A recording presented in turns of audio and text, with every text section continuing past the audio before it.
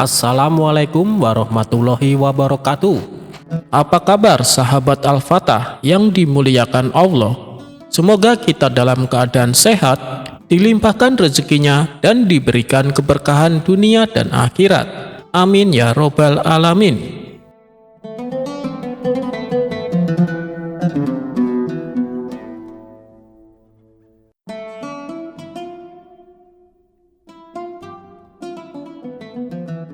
Pada suatu malam yang sunyi, Abu Nawas duduk di teras rumahnya, menikmati hembusan angin sejuk di bawah langit berbintang. Ia memandangi bulan yang bersinar terang, seolah sedang berbicara dengannya. Tiba-tiba, muncul pertanyaan di benaknya. Mengapa manusia sering berbuat salah, tapi Tuhan tetap memberi mereka kesempatan hidup? Abu Nawas tersenyum sendiri. Ia memang suka berpikir tentang hal-hal besar dalam hidup. Bahkan, hal yang mungkin tak seorang pun bisa menjawabnya dengan pasti. Karena merasa lelah, ia pun masuk ke dalam rumah dan berbaring.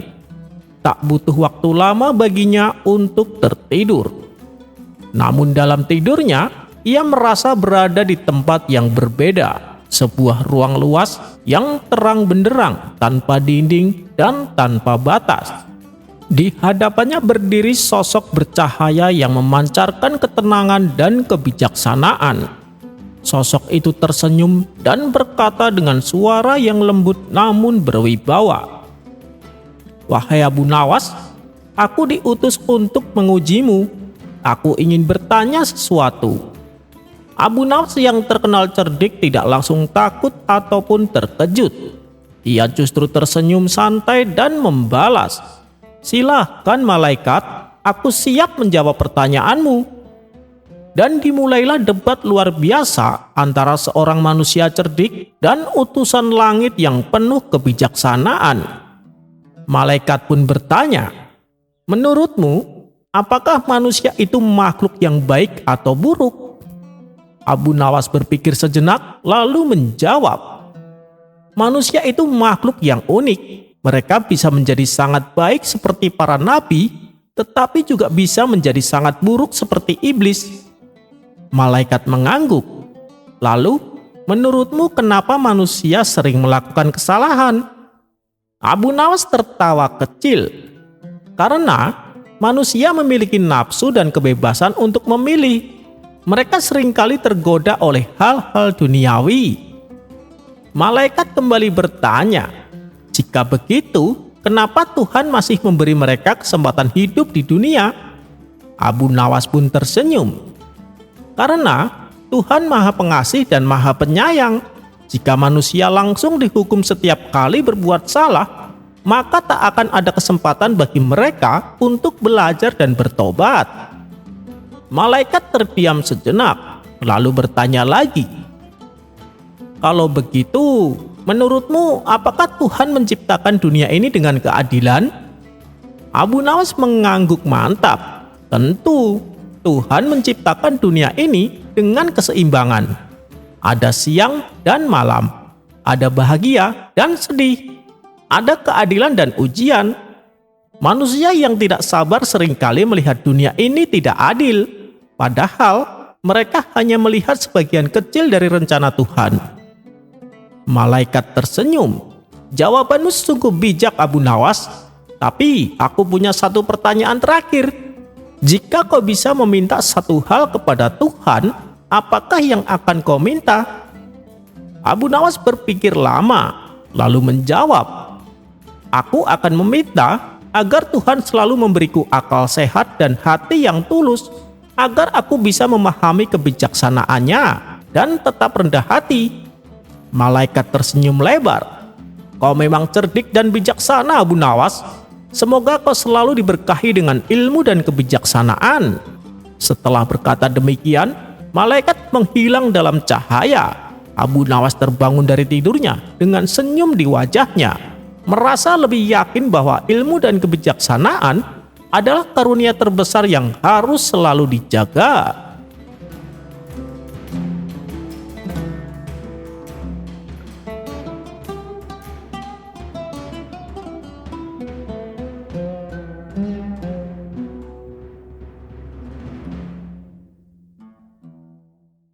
Di sebuah kerajaan yang makmur, Abu Nawas tidak hanya dikenal sebagai orang bijak, tetapi juga sebagai pelindung rakyat kecil.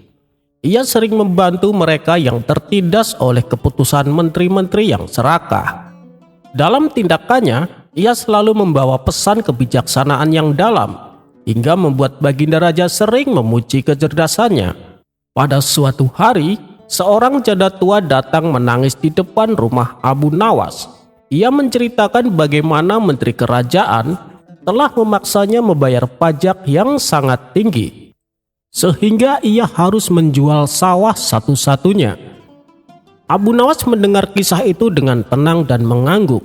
Ia tahu jika tidak segera bertindak, rakyat kecil akan semakin menderita. Abu Nawas pun pergi ke istana.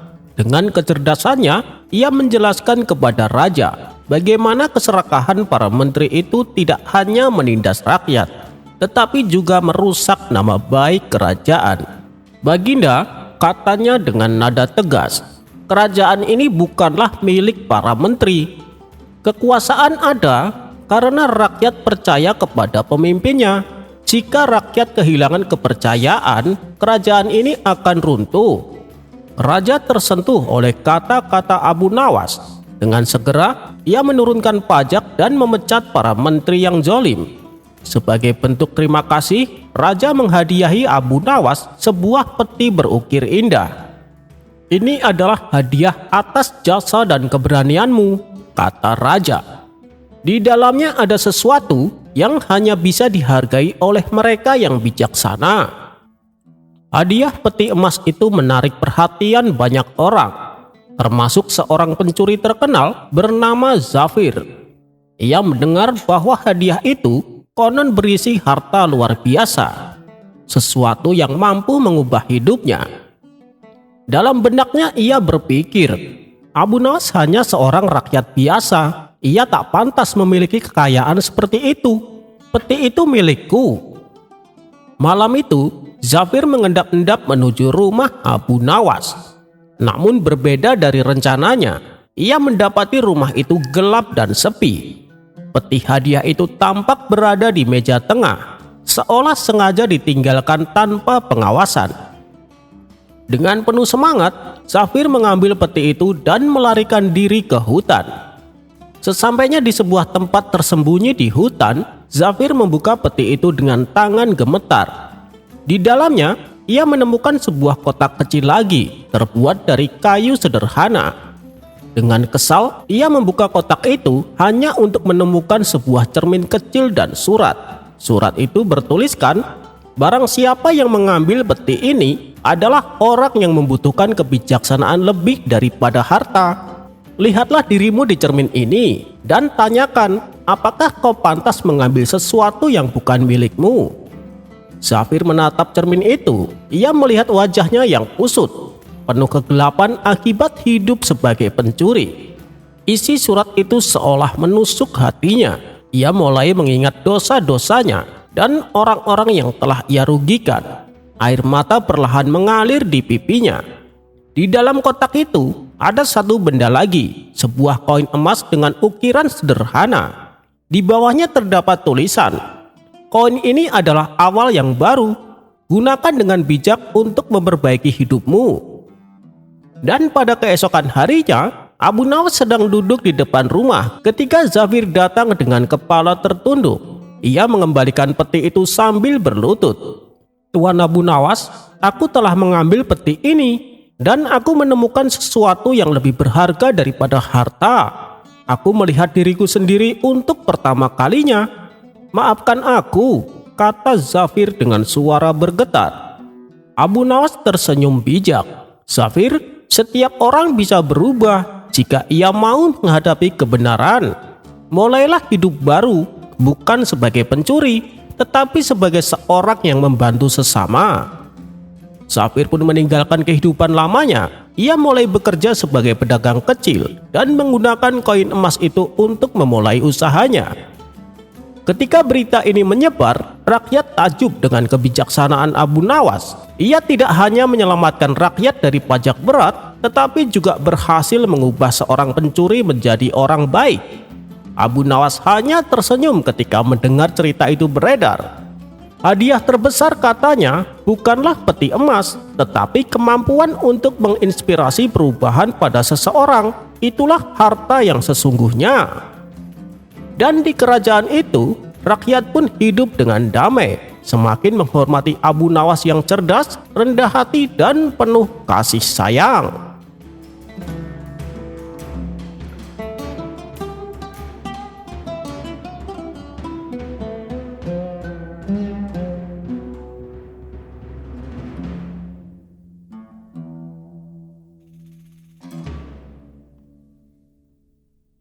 Di suatu pagi yang cerah, Abu Jahil duduk sendirian di depan rumah.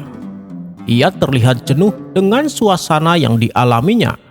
Dan untuk menghilangkan rasa tersebut, ia pun pergi menemui Tuan Hamid. "Wahai Tuan Hamid, boleh saya masuk?"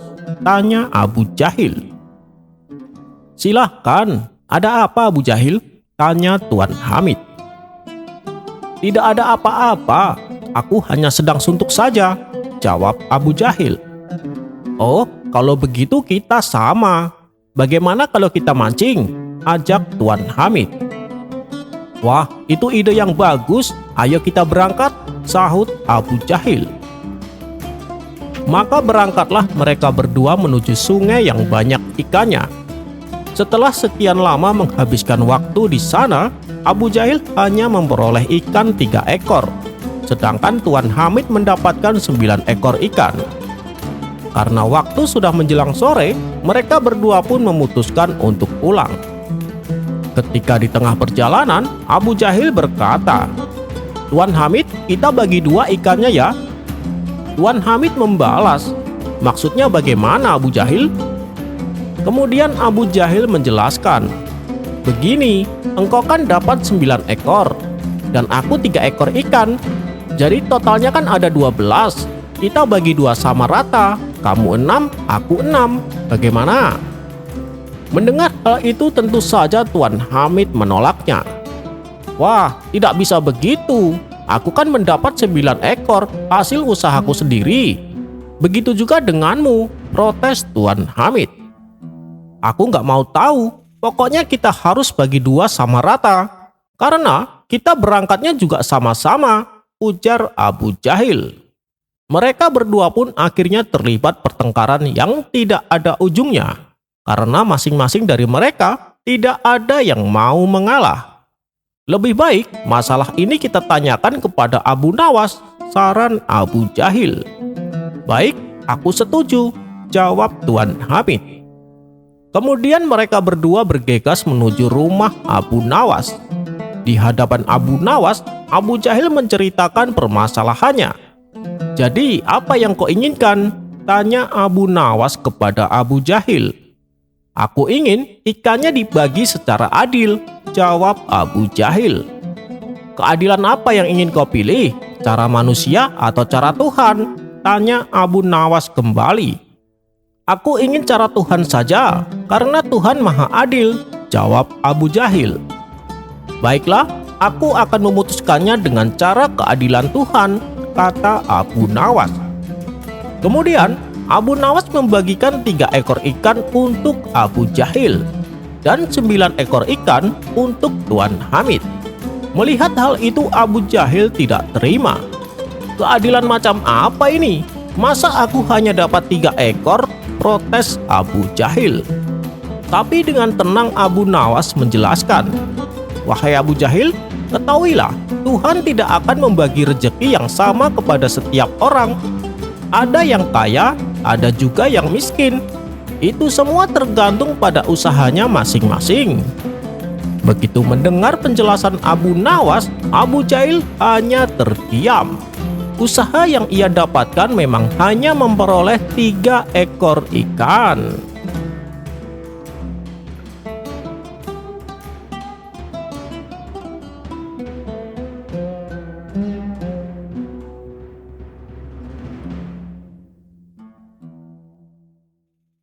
Dikisahkan ada seorang wanita yang kewalahan menghadapi anak satu-satunya. Anak tersebut sangat bandel dan susah diatur. Para tetangga kemudian menyarankan supaya si anak dibawa ke tempat Abu Nawas untuk dididik agar menjadi anak yang lebih baik. Maka berangkatlah si wanita mengantarkan anaknya ke rumah Abu Nawas. Sesampainya di sana, wanita tersebut mendapati Abu Nawas dalam masalah. Pasalnya, ia tengah dimarahi sang istri. Melihat hal itu, si wanita pun mengurungkan niatnya. "Sepertinya ini bukan waktu yang tepat, lebih baik aku pulang saja," ucap si wanita. Tapi saat ia hendak melangkahkan kakinya meninggalkan rumah Abu Nawas, tiba-tiba ada suara memanggilnya. "Wahai nyonya, jangan pergi dulu, kemarilah," teriak Abu Nawas. Si wanita lalu menghampirinya. "Nyonya, ada perlu apa datang kemari?" tanya Abu Nawas. "Iya, memang saya ada perlu, tapi rasanya ini bukan waktu yang tepat," jawab si wanita merasa tidak enak. "Tidak apa-apa, katakan saja, istri saya memang cerewet, jadi tidak usah kaget," balas Abu Nawas. Kemudian si wanita tersebut mengadukan permasalahannya tentang anaknya yang bandel dan susah diatur. "Tolong Tuan Abu, anak saya ini supaya ditakut-takuti sedikit, karena ia membuatku sedikit kewalahan," ucapnya. "Oh, begitu. Baiklah, mari ikut saya," ajak Abu Nawas. Kemudian wanita dan anaknya diantar ke ruangan tempat biasa Abu Nawas mengajar. Disitulah Abu Nawas memanfaatkan kesempatan untuk meluapkan kekesalan atas sikap sang istri yang barusan memarahinya. Dengan wajah penuh amarah, Abu Nawas melototin si anak. Nafasnya terengah-engah seolah menahan emosi. Kemudian tubuhnya jungkir balik dan melepaskan tinjunya ke meja hingga mengeluarkan suara yang keras. Melihat perilaku Abu Nawas yang demikian membuat si wanita ketakutan dan akhirnya jatuh pingsan. Sementara anaknya hanya bengong menyaksikan kejadian tersebut. Akan tetapi Abu Nawas tetap melanjutkan aksinya. Ia pun lompat keluar ruangan dengan menabrakkan pintu. Tidak lama kemudian, setelah si wanita siuman dari pingsannya, Abu Nawas kembali menemuinya. Dengan terbata-bata si wanita berkata, "Tuan Abu, saya minta Tuan menakut-nakuti anak saya, bukan saya." Dengan entengnya Abu Nawas menjawab, "Nyonya, bahaya tidak mengenal sasaran seperti yang Anda lihat. Bahkan aku juga telah menakut-nakuti diriku sendiri. Ketika bahaya mengancam, ia juga mengancam semuanya," kata Abu Nawas menjelaskan. Akibat peristiwa itu si wanita kapok untuk mendatangi rumah Abu Nawas.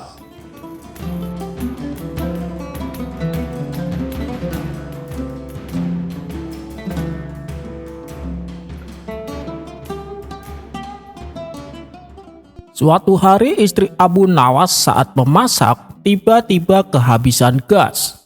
Dan ketika hendak membeli ke warung, ternyata gas juga tidak didapatkan karena gas kosong. Ia lalu menyuruh Abu Nawas untuk secepatnya mencari kayu bakar. Maka berangkatlah Abu Nawas ke hutan.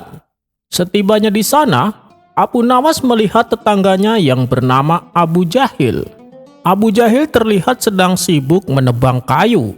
Ia memanjat pohon besar untuk memotong bagian rantingnya dan mulai menghantamnya dengan sebuah kapak. Melihat Abu Jahil berdiri di atas ranting yang akan dia potong, Abu Nawas pun berteriak, "Hei Abu Jahil, apa yang akan kau lakukan? Kau bisa terjatuh nanti." Namun Abu Jahil tidak menghiraukan perkataan Abu Nawas tersebut. Apa yang dikatakan Abu Nawas ternyata jadi kenyataan. Selang beberapa saat, ranting pohon itu pun jatuh bersama dengan Abu Jahil. Dia pun berteriak kesakitan. Yang dikatakan Abu Nawas ternyata benar. Berarti dia bisa meramal nasibku, pikir Abu Jahil dalam hati. Abu Jahil lalu berlari mengejar Abu Nawas. "Hei Abu Nawas, tunggu dulu," seru Abu Jahil. "Ada apa Abu Jahil?" tanya Abu Nawas. "Kamu bisa mengetahui kalau aku akan jatuh. Berarti kamu pandai meramal Abu Nawas. Mulai saat ini, aku akan mempercayai setiap ucapanmu," tutur Abu Jahil. Perkara goib tidak ada yang tahu Abu Jahil kecuali Allah. Dan aku tidak mengakui bahwa aku mengetahui hal itu. Semuanya hanya kuasa Allah Abu Jahil, balas Abu Nawas. "Tapi tadi engkau memberitahuku bahwa aku akan jatuh dan ramalanmu tepat. Sekarang beritahu aku Abu Nawas, kira-kira kapan waktu ajalku?" tanya Abu Jahil. "Astagfirullah, kamu ini apa-apaan sih Abu Jahil?" ucap Abu Nawas berusaha menghindar. Kemudian Abu Nawas pun pergi melanjutkan perjalanan. Namun Abu Jahil terus mengikutinya sembari terus memohon. Dia tidak akan membiarkan Abu Nawas beranjak. "Ayolah Abu Nawas, beritahu aku kapan waktu ajalku," kata Abu Jahil merengek. Abu Nawas menjadi merasa terganggu dengan sikap Abu Jahil ini. Supaya Abu Jahil tidak mengganggunya lagi, Abu Nawas pun berkata, "Baiklah Abu Jahil, dengar baik-baik ya. Nanti ketika kamu memikulkan kayu di atas punggung keledaimu, dan keledaimu meringkik dengan ringkikan pertama," belum sempat Abu Nawas menyelesaikan kalimatnya, dengan sigap Abu Jahil berkata, "Seketika itu aku akan mati Abu Nawas," sela Abu Jahil. "Bukan Abu Jahil, bukan itu. Namun setengah rohmu akan keluar. Lalu ketika keledaimu meringkik untuk kedua kalinya, maka semua rohmu sudah keluar," tutur Abu Nawas. "Oh, begitu ya Abu Nawas. Terima kasih sudah memberitahuku," balas Abu Jahil. Kemudian Abu Jahil mulai mengumpulkan kayu bakar dan memikulkannya di atas punggung keledai. Saat ia berjalan menuntun keledainya, lewatlah seekor keledai yang lain. Seketika itu keledainya Abu Jahil meringkik. "Ini permulaan sakaratul mautku," batin Abu Jahil mulai cemas. Selang beberapa saat, keledai Abu Jahil kembali meringkik. Mendengar itu, Abu Jahil segera menjatuhkan tubuhnya di atas tanah sembari berkata, "Sekarang aku sudah mati." Dia pun memejamkan kedua matanya. Tak berapa lama, beberapa orang dari kampung terdekat melewati jalan di mana Abu Jahil tergeletak. Mereka mengira Abu Jahil sudah mati. Lantas mereka membawakan sebuah keranda dan menaruh Abu Jahil di dalamnya. Kemudian mereka mengusung keranda tersebut menuju arah perkampungan. Di tengah perjalanan mereka terhambat oleh sebuah aliran sungai dan terpaksa mereka harus berhenti. Mereka pun berunding bagaimana caranya untuk bisa menyeberangi sungai tersebut. Apakah melalui jalur sebelah sini atau sebelah sana? Di saat mereka masih kebingungan, tiba-tiba Abu Jahil menjulurkan kepalanya dari dalam keranda. "Ketika aku masih hidup, aku melewati jalur sebelah sini, dan inilah jalur terdekat dan termudah," kata Abu Jahil sambil menunjuk arah dengan tangannya. Melihat Abu Jahil bangkit dari kematian, mereka pun kocar-kacir berlari ketakutan. Abu Nawas yang ternyata sedari awal menyaksikan kejadian itu langsung tertawa terpingkal-pingkal.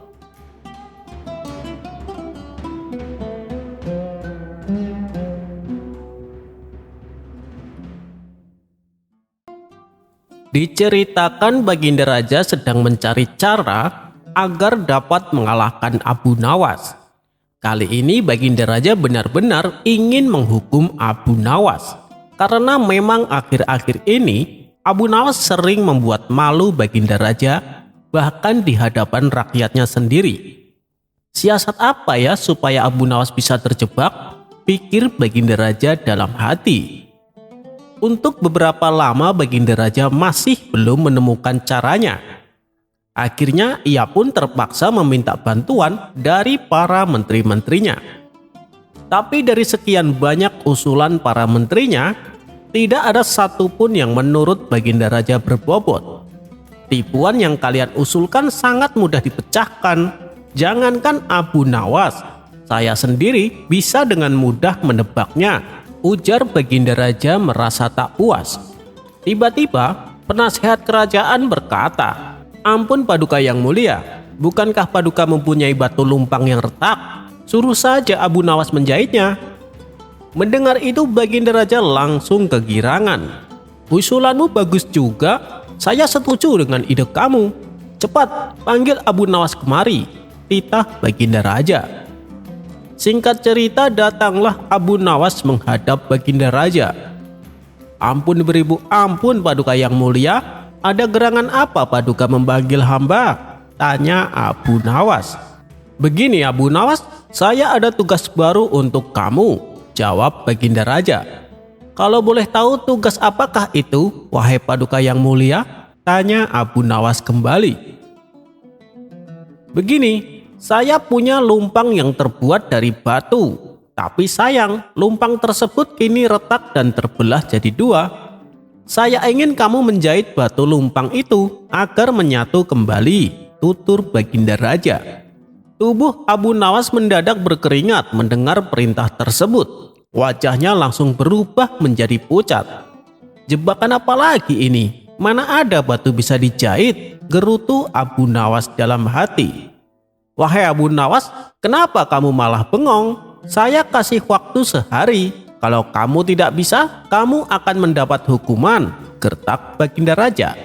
"Sekarang kamu pulang dan bawa batu lumpang yang retak ini," titah Baginda Raja. Setelah itu Abu Nawas pun pamit untuk kembali ke rumahnya. Setibanya di rumah, Abu Nawas langsung pergi mengumpulkan batu-batu kecil yang serupa dengan batu lumpang tersebut. Dan keesokan harinya, Abu Nawas pergi menuju istana dengan membawa batu-batu kecil dan lumpang batu milik Baginda Raja.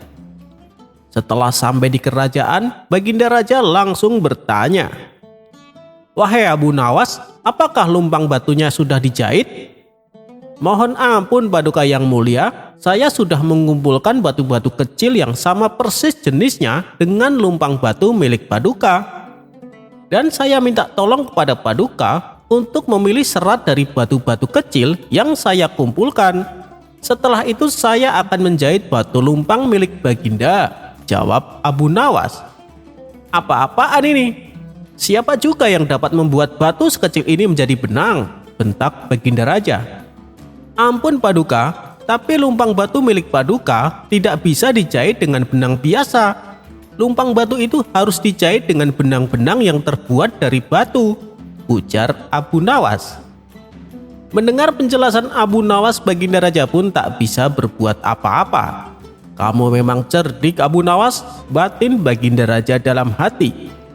Dengan terpaksa Baginda Raja kembali membebaskan Abu Nawas. Abu Nawas pun lolos dari hukuman meskipun dia tidak menyelesaikan tugas mustahil yang diberikan dari Baginda Raja.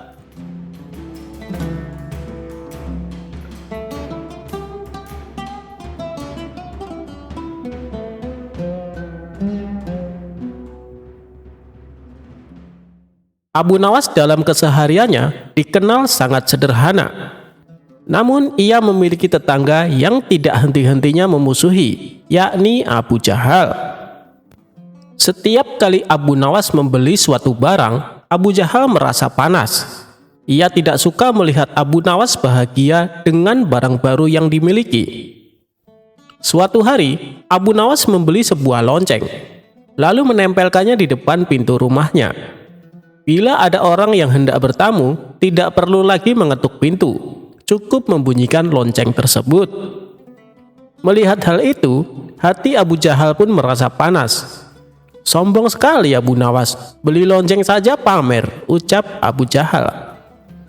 Abu Nawas yang menangkap gelagat Abu Jahal malah sengaja menggodanya. "Hei Abu Jahal, lihatlah, aku punya lonceng warisan leluhurku," teriaknya. Mendengar teriakan Abu Nawas, Abu Jahal makin kesal. "Dasar tukang pamer," balas dia. Padahal Abu Nawas sama sekali tidak ada niatan pamer. Abu Jahalnya saja yang merasa dengki dengan Abu Nawas. Akibat rasa dengki itu, Abu Jahal ingin membalas perlakuan Abu Nawas. Lalu muncullah di benaknya niat berbuat jahat. Aku akan curi lonceng Abu Nawas, lalu aku buang ke hutan biar dia tahu rasa, pikir Abu Jahal. Ternyata niatan Abu Jahal ini bukan omong kosong. Saat tengah malam tiba, ia benar-benar melakukan aksi jahat itu. Dengan berjalan mengendap-endap, Abu Jahal mendekati pintu rumah Abu Nawas dan berusaha mencongkel lonceng yang menempel di pintu. Akan tetapi saat loncengnya tersenggol, langsung berbunyi hingga membuat Abu Nawas terjaga dari tidurnya. "Siapa di luar?" teriak Abu Nawas. Mendengar itu, Abu Jahal langsung kabur meninggalkan rumah Abu Nawas. "Kurang ajar, hampir saja aku ketahuan," ujar Abu Jahal. Meski hampir ketahuan, Abu Jahal tidak mau menyerah. Malam berikutnya, ia coba kembali mencuri lonceng pintu Abu Nawas. Kali ini dia lebih berhati-hati, dan saat memegang lonceng, lonceng tersebut kembali mengeluarkan suara. "Siapa di luar?" teriak Abu Nawas. Mendengar teriakan Abu Nawas, Abu Jahal panik dan langsung kabur.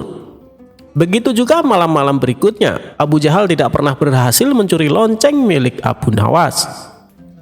Dikarenakan selalu gagal, Abu Jahal pun berpikir keras mencari cara lain. Dan lucunya, yang terbesit di benaknya adalah Abu Nawas.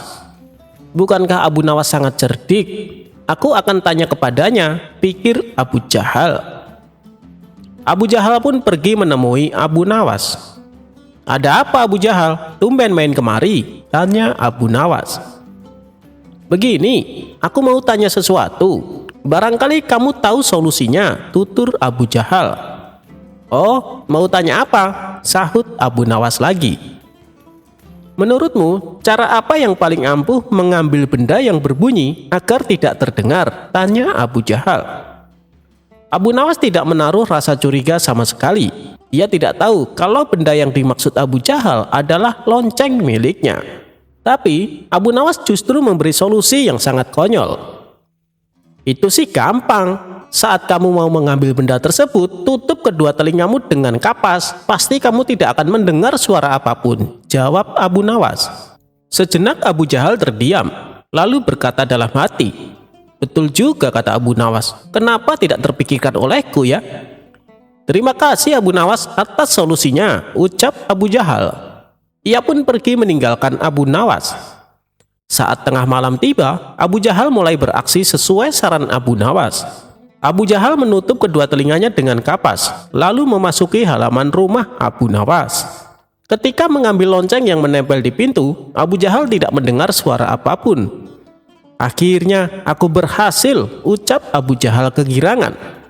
Namun saat ia hendak membawa loncengnya, tiba-tiba dari belakang pundaknya ditepuk seseorang. Sontak Abu Jahal terkejut, apalagi ketika menoleh ke belakang ternyata orang tersebut adalah Abu Nawas. "Aneh sekali, kenapa Abu Nawas bisa mendengarnya? Padahal aku tidak mendengar bunyi apapun," batin Abu Jahal keheranan. Melihat tingkah Abu Jahal ini, Abu Nawas pun tertawa. Kemudian membuka kapas yang menempel di telinga Abu Jahal. "Ngapain kamu mencuri lonceng saya?" tanya Abu Nawas. Bukannya menjawab, Abu Jahal malah kabur sambil melempar lonceng di tangannya. Tawa Abu Nawas pun kembali pecah melihat kekonyolan Abu Jahal. "Tentu saja aku bisa mendengar suara lonceng. Telingaku kan tidak ditutup dengan kapas," teriak Abu Nawas kepada Abu Jahal. "Kurang ajar Abu Nawas, dia telah mempermainkanku," gerutu Abu Jahal.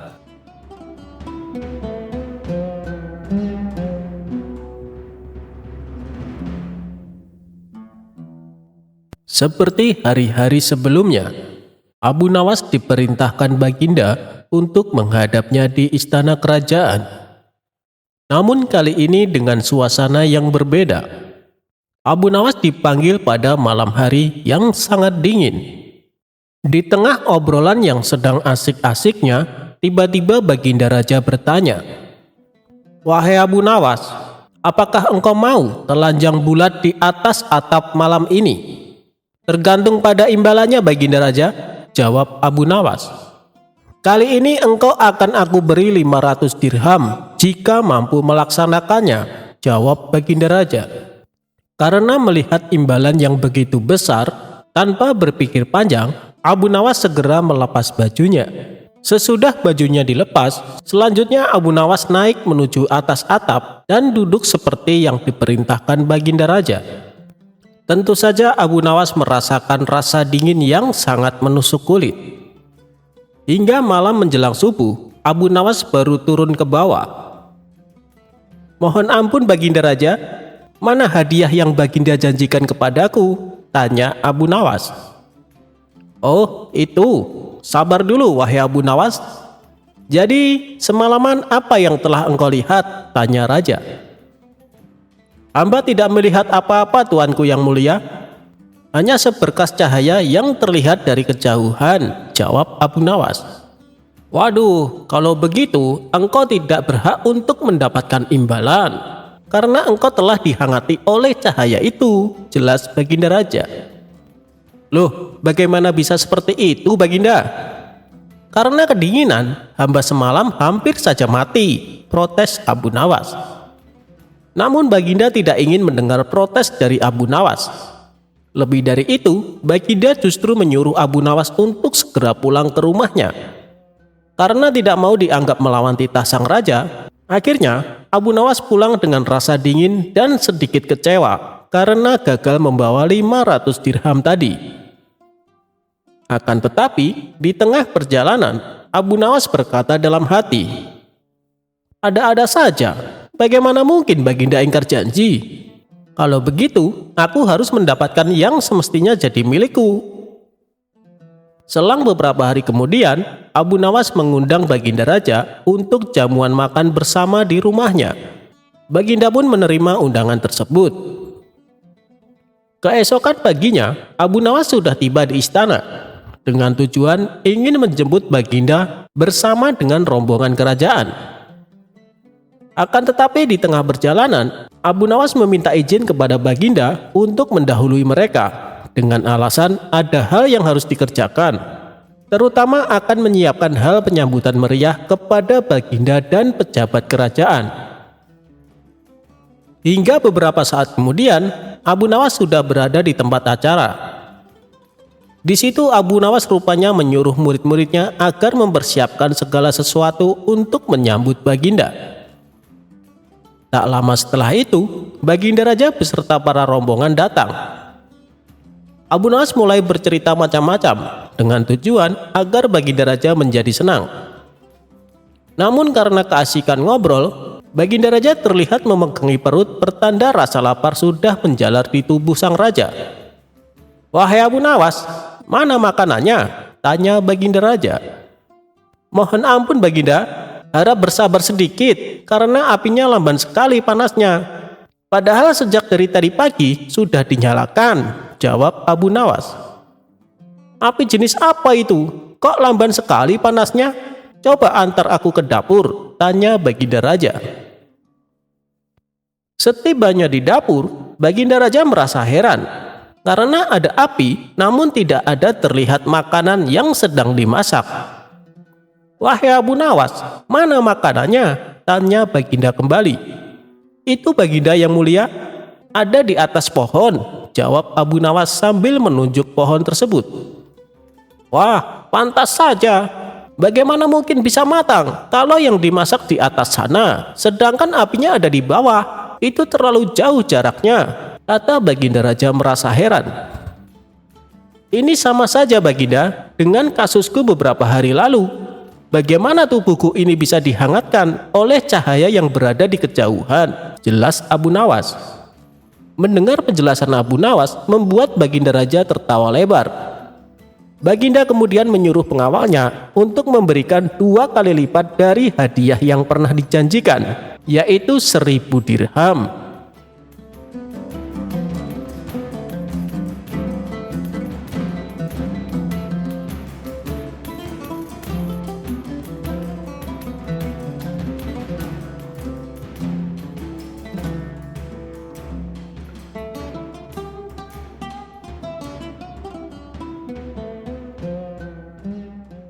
Dalam khasanah keislaman, nama Abu Nawas begitu familiar di telinga umat muslim.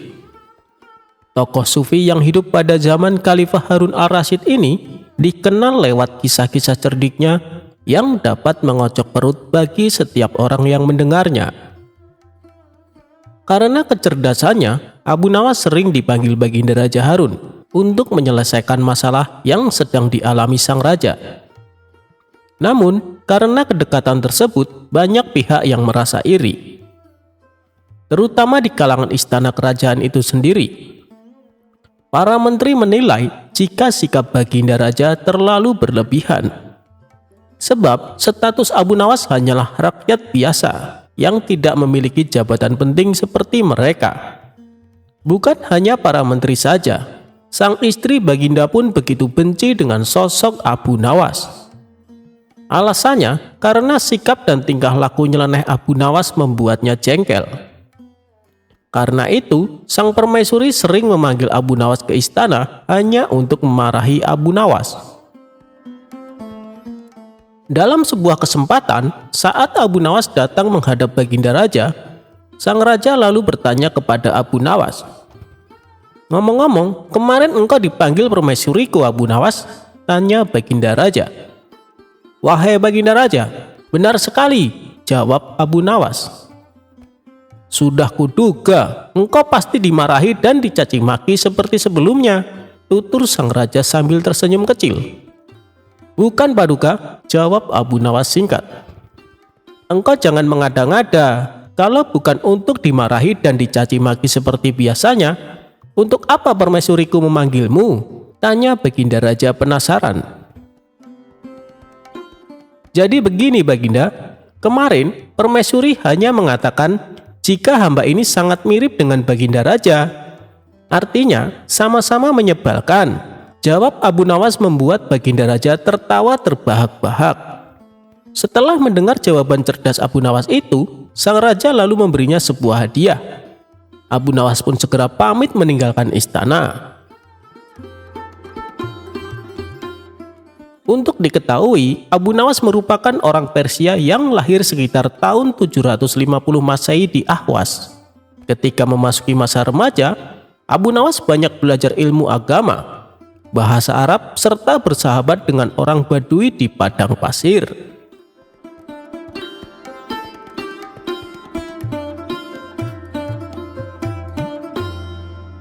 Abu Nawas bunuh diri dengan racun, bukannya mati tapi malah kenyang.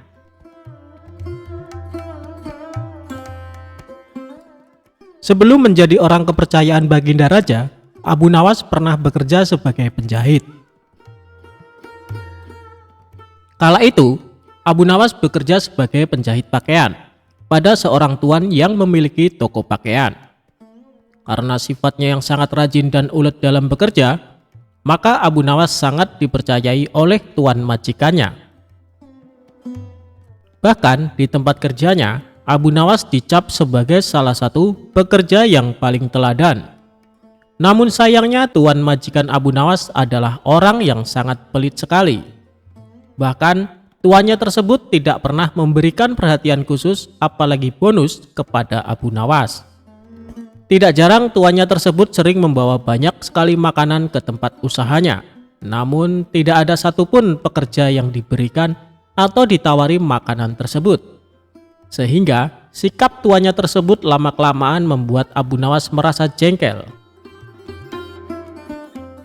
Karena sudah terlalu jengkel dengan tuannya, pada sebuah kesempatan Abu Nawas akhirnya memutuskan untuk mengerjai tuannya tersebut. Abu Nawas mengerjai majikannya dengan alasan ingin bunuh diri menggunakan racun. Suatu ketika, tuan majikan Abu Nawas datang dengan membawa sebuah kendi yang berisi madu. Karena Abu Nawas melihat hal itu, kemudian dia menghampiri tuannya sembari menanyakan apa isi dari kendi tersebut. Selain itu, ia juga meminta kepada tuan majikannya agar diberikan isi dari kendi tersebut. Karena tuannya sangat pelit, maka dengan sengaja ia berbohong kepada Abu Nawas dengan mengatakan kendi tersebut berisi racun. Abu Nawas pun kemudian hanya mengangguk tanda ia percaya kepada tuan majikannya. Padahal Dirinya mengetahui kalau tuan majikan sedang berbohong tentang isi kendi tersebut. Terlebih lagi, Abu Nawas sempat mencium bau madu dari kendi yang dibawa oleh tuan majikannya. Tidak lama kemudian, tuan majikan Abu Nawas harus pergi karena ada keperluan.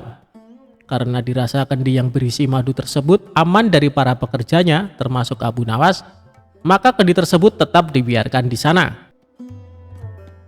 Melihat kendi berisi madu tersebut ditinggalkan oleh tuannya, maka Abu Nawas tidak membuang-buang kesempatan. Dia pun berusaha menjual sepotong pakaian dan membeli sebuah roti untuk dimakan dengan madu milik tuannya. Setelah berhasil menjual pakaian dan membeli roti, Abu Nawas langsung melahapnya bersama madu milik majikannya.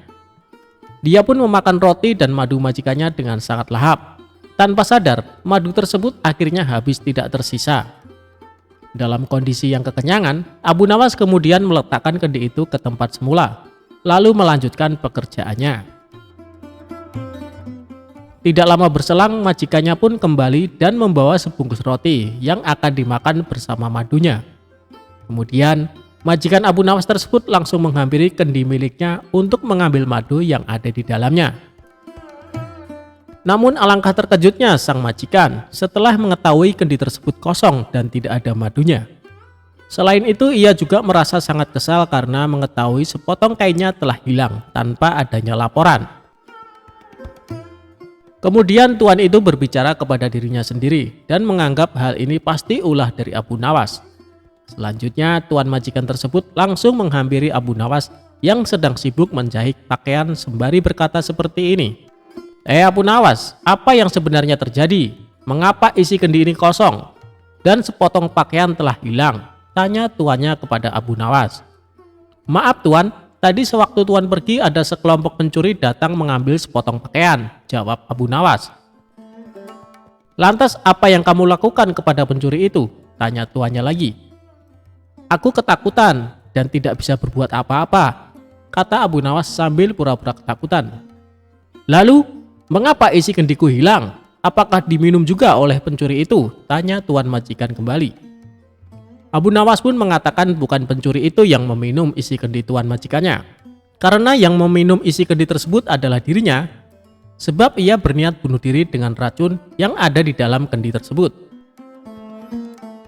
Karena takut akan dimarahi oleh tuan, maka aku putuskan untuk memilih bunuh diri saja menggunakan racun yang ada di dalam kendi tersebut. Hamba pikir hamba akan mati, tapi ajal hamba belum sampai tuan, kata Abu Nawas kepada majikannya. Mendengar perkataan jujur dan keahlian akal pikir Abu Nawas, tuannya tersebut tidak jadi marah. Selain itu, majikannya tersebut akhirnya sadar apa yang sudah terjadi, karena ulah dirinya yang sangat pelit kepada pekerjanya.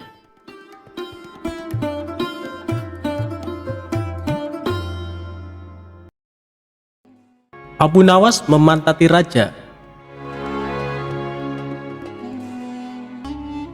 Pada suatu sore ketika Abu Nawas ke warung teh, kawan-kawannya sudah lebih dulu berada di sana.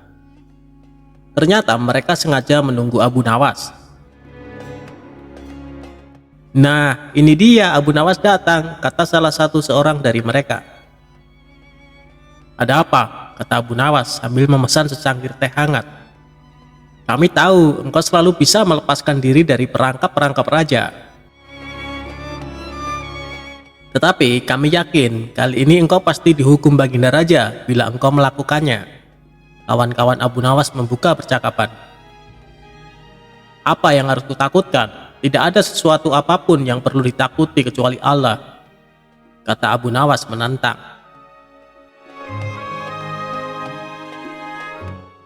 Selama ini belum pernah ada seorang pun di negeri ini yang berani memantati baginda raja.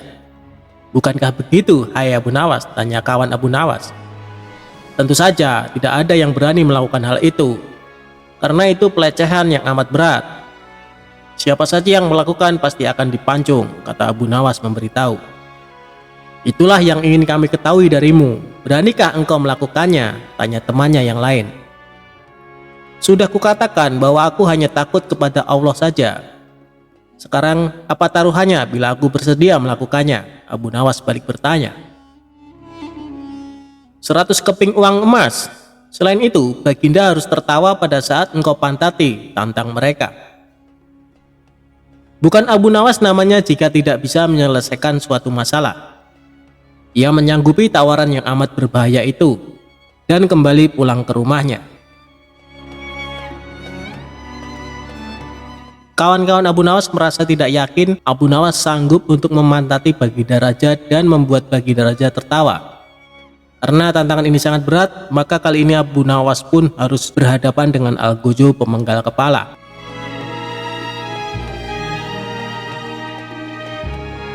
Minggu depannya, Baginda Raja mengadakan jamuan kenegaraan. Para menteri, pegawai istana, dan orang-orang dekat Baginda diundang, termasuk juga Abu Nawas.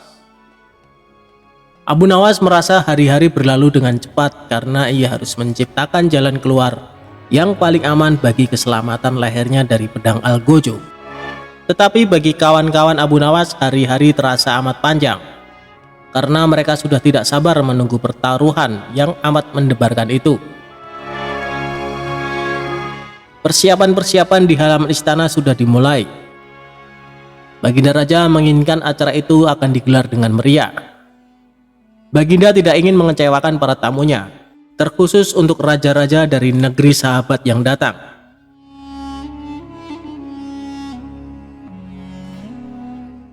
Akhirnya hari yang dijanjikan telah tiba.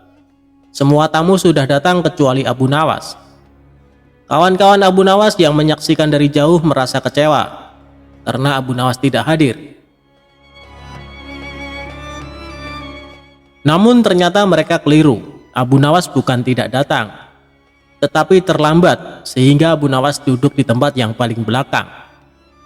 Ceramah-ceramah yang mengesankan mulai disampaikan oleh para ahli pidato. Kemudian giliran Baginda Raja menyampaikan pidatonya. Setelah menyampaikan pidato, Baginda melihat Abu Nawas duduk sendirian di tempat yang tidak ada karpetnya. Karena merasa heran, Baginda Raja bertanya, "Mengapa engkau tidak duduk di atas karpet?" Tanya Raja. "Paduka yang mulia, hamba haturkan terima kasih atas perhatian Baginda. Hamba sudah merasa bahagia duduk di sini," kata Abu Nawas. "Wahai Abu Nawas, majulah dan duduklah di atas karpet, nanti pakaianmu kotor karena duduk di atas tanah," Baginda Raja menyarankan. "Ampun tuanku yang mulia, sebenarnya hamba ini sudah duduk di atas karpet," jawab Abu Nawas dengan santai. Baginda bingung mendengar pengakuan Abu Nawas karena Baginda melihat sendiri Abu Nawas duduk di atas lantai. "Karpet yang mana yang engkau maksudkan itu, wahai Abu Nawas?" tanya Baginda masih bingung. "Karpet hamba sendiri, tuanku yang mulia. Sekarang hamba selalu membawa karpet dimanapun hamba pergi," kata Abu Nawas seolah-olah menyimpan misteri. "Tetapi sejak tadi aku belum melihat karpet yang engkau bawa," kata Baginda Raja bertambah bingung. "Baiklah Baginda yang mulia, kalau memang ingin tahu maka dengan senang hati hamba akan menunjukkan kepada Paduka yang mulia," kata Abu Nawas sambil beringsut-ringsut ke depan.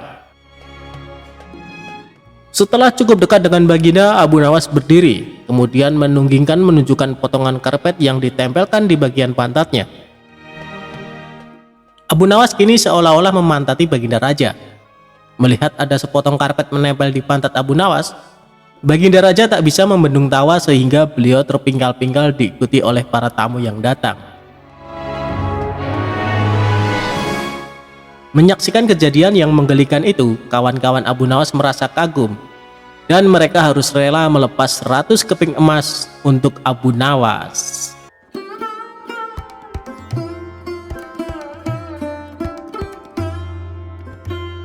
Ketika Baginda Raja diajak mengemis oleh Abu Nawas.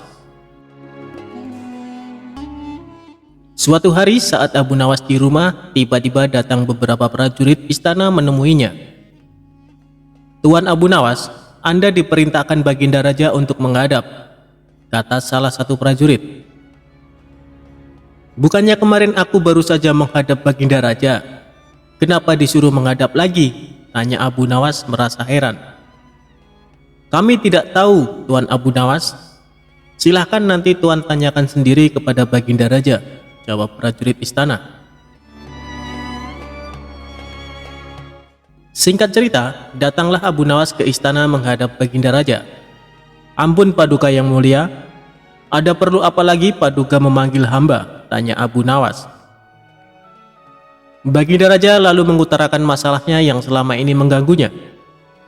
Begini Abu Nawas, aku punya masalah yang cukup serius dan aku butuh bantuanmu, tutur Baginda Raja. Memangnya masalah apa yang sedang Paduka hadapi? Kiranya apa yang bisa hamba bantu? Tanya Abu Nawas kembali.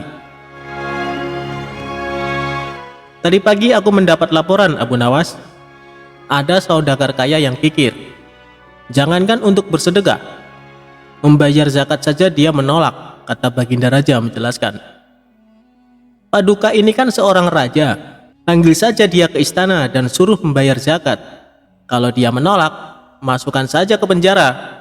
Pasti dia akan ketakutan, ucap Abu Nawas menyarankan. Sebenarnya bisa saja aku berbuat demikian. Tapi apakah ada cara yang lebih baik dan lebih bijak supaya dia bisa sadar tanpa harus aku paksakan? Aku yakin dia sebenarnya orang baik karena sebelum menjadi saudagar kaya, dia rajin sedekah dan membayar zakat tepat pada waktunya, ujar Baginda Raja. Baiklah Paduka, sebenarnya ini masalah yang mudah Paduka. Tapi karena Paduka menginginkan cara yang bijak, maka hamba butuh waktu 3 hari untuk memikirkannya, kata Abu Nawas.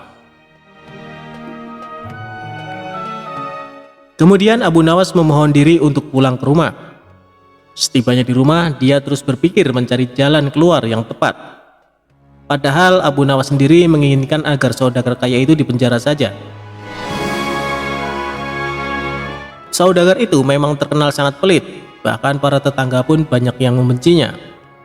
Tapi karena keinginan Abu Nawas tidak sejalan dengan pemikiran Baginda Raja, mau tidak mau harus menemukan cara lain yang sesuai perintah Baginda Raja. 3 hari berlalu, tibalah saatnya bagi Abu Nawas untuk menghadap ke istana.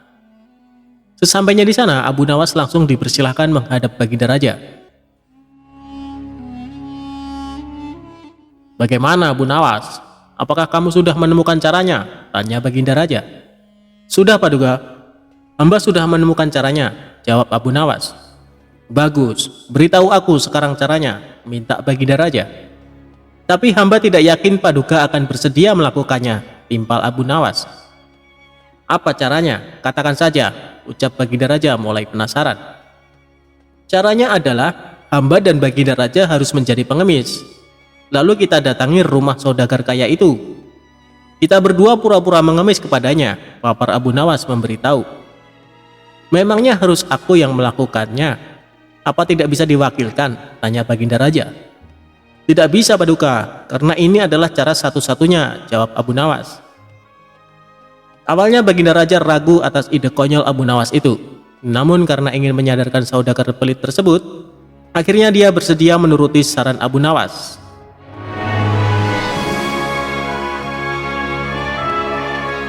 Esok harinya Abu Nawas dan Baginda Raja mendatangi rumah saudagar kaya itu dengan mengenakan baju layaknya pengemis. Setibanya di rumah saudagar kaya, mereka tidak langsung mendatangi rumahnya. Kita awasi dulu Paduka, tunggu saudagar itu keluar. Kalau kita ke sana sekarang, nanti yang akan menemui kita adalah penjaganya. Kita pasti akan diusir. Percuma kita ke sana tapi tidak bisa menjumpai saudagar itu, tutur Abu Nawas. Setelah sekian lama menunggu, akhirnya saudagar kaya tersebut keluar dan duduk di teras. Tanpa menyia-nyiakan waktu, Abu Nawas segera mengajak Baginda Raja menghampiri saudagar kaya tersebut. Tuan, berilah kami sedekah, pinta Abu Nawas. Tidak ada, aku tidak punya uang receh, balas saudagar kaya itu dengan nada ketus. Apakah Tuan punya makanan? Kami lapar sekali Tuan, tanya Abu Nawas. Tidak ada, sana pergi kalian, jawab saudagar tersebut mulai emosi. Baiklah kalau begitu kami minta air putih saja Tuan, balas Abu Nawas. Kalian ini tuli atau gimana sih? Sudah aku bilang tidak punya apa-apa, sana pergi kalian, jangan ganggu aku, bentak saudagar kaya. Di saat itulah Abu Nawas mulai akal cerdiknya, kasihan sekali kalau Tuan tidak punya apa-apa. Kenapa Tuan tidak ikut saja sama kami? Kita mengemis bersama-sama Tuan, ajak Abu Nawas. Akibat perkataan Abu Nawas ini, saudagar kaya menjadi salah tingkah. Antara marah, tersinggung, malu bercampur aduk menjadi satu. Ia pun terdiam untuk beberapa saat. Tiba-tiba terlintas di benaknya ingatan masa lalu. Dahulu dia adalah orang miskin tapi rajin bersedekah. Namun sekarang setelah kaya raya justru menjadi orang kikir. Wajahnya yang tadinya terlihat galak kini malah tertunduk lesu. Bagaimana? Apakah Tuan memilih jadi orang miskin atau orang kaya? Kalau masih ingin jadi orang kaya jangan lupa bersedekah dan bayar zakat.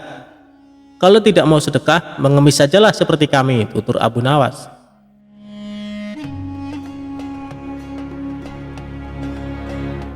Kemudian Abu Nawas menukil salah satu ayat Al-Quran tentang ancaman pedihnya siksa neraka bagi orang-orang yang enggan membayar zakat dan bersedekah. Seketika saudagar tersebut langsung meneteskan air mata. Astagfirullah, aku khilaf telah berbuat zalim, kata saudagar kaya itu sesenggukan. Siapa sebenarnya kalian? Kalian telah menyadarkan kesalahanku. Mari masuk ke dalam, aku akan memberikan kalian makanan, ajak saudagar kaya tersebut. Tidak perlu, kami datang ke sini bukan untuk mengemis, tapi untuk menyadarkanmu, sahut Abu Nawas. Kemudian Abu Nawas dan Baginda Raja menunjukkan jati diri yang sebenarnya. Betapa kagetnya saudagar kaya itu karena ternyata orang yang ada di hadapannya adalah rajanya sendiri. Saudagar kaya itu pun langsung duduk bersimpuh memohon maaf kepada Baginda Raja. Sejak kejadian tersebut, akhirnya saudagar kaya itu rajin sedekah dan taat membayar zakat.